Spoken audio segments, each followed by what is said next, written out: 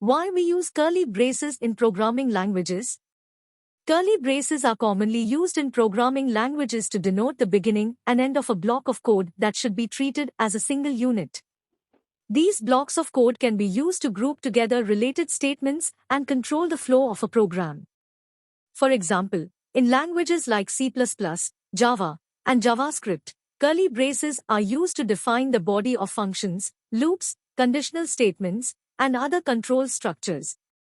The statements enclosed within the curly braces are executed as a group, and the curly braces themselves serve as a visual cue to indicate the scope of the code block.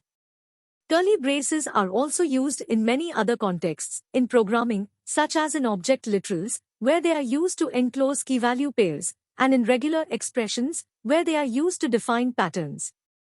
Overall, curly braces are a fundamental part of many programming languages and play a crucial role in organizing and structuring code.